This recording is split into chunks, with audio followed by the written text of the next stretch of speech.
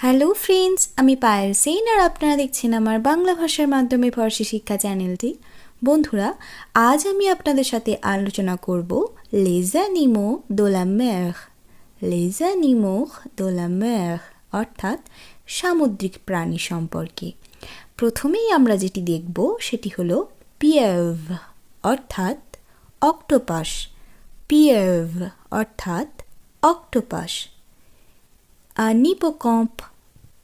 নিপোকম্প অর্থাৎ seahorse.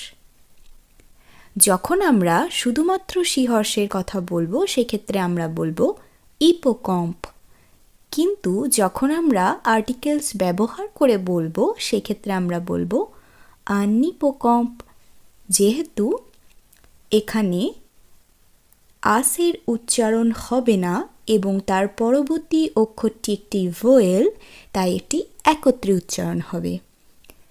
In মেডুজ অর্থাৎ jellyfish. পিয়েভ, নিপোকম্প, in মেডুজ, octopus, seahorse এবং জেলিফিশ। এরপর আমরা দেখে নেব এর পরের প্রাণীগুলি। চলুন দেখে নিই।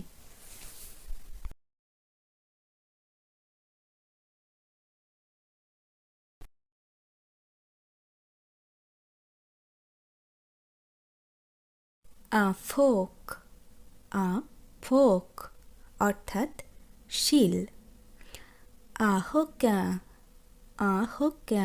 অর্থাৎ হাঙর। une étoile de mer অর্থাৎ তারা মাছ।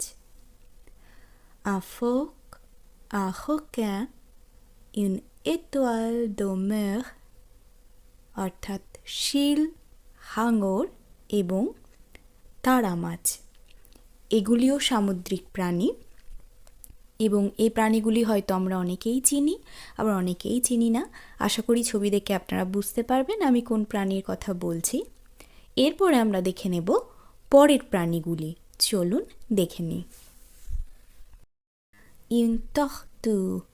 une tortue অর্থাৎ কচ্ছপ। une moule অর্থাৎ ঝিনুক। un crabe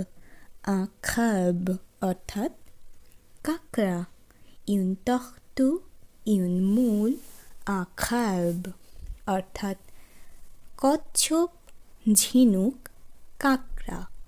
তবে এই সমস্ত প্রাণীর কিন্তু বিভিন্ন ধরনের প্রজাতি আমরা লক্ষ্য করে থাকি।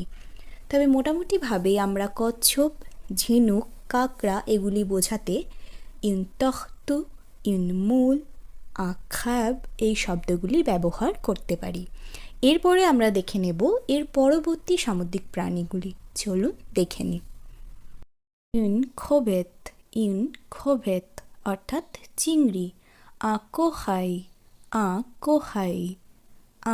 corail অর্থাৎ প্রবাল। সমুদ্রগর্ভে বিভিন্ন প্রজাতির প্রবালের অস্তিত্ব কিন্তু রয়েছে।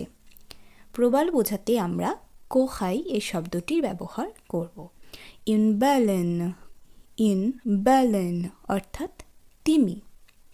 une crevette, un corail, une baleine চিংড়ি, প্রবাল, তিমি।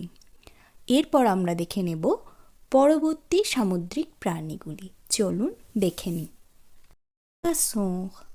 পোয়াসন অর্থাৎ মাছ। সমুদ্রগর্ভে মাছের প্রজাতির বহুল, তবে মাছ বোঝাতে আমরা পোয়াসন শব্দটি ব্যবহার করতে পারি। দুফাঁ অর্থাৎ ডলফিন। অর্থাৎ ডলফিন। এসকার্গো অর্থাৎ শামুক।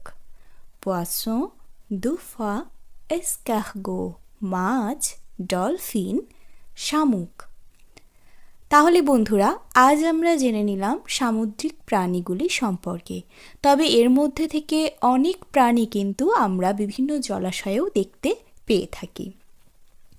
তবে সামুদ্রিক প্রাণীগুলি সম্পর্কে আমরা যদি জেনে ফেলি তাহলে এই জলাশয়ের প্রাণীগুলি ওর মধ্যেই আমরা জানতে পেরে যাব।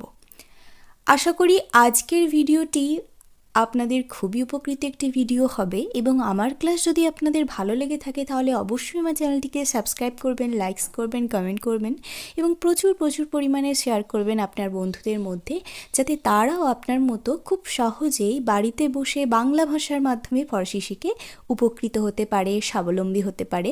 আপনারা ভালো থাকবেন, সুস্থ থাকবেন আর আমার পাশে থাকবেন, কারণ আপনারাই আমার অনুপ্রেরণা। আজকের মতো টাটা।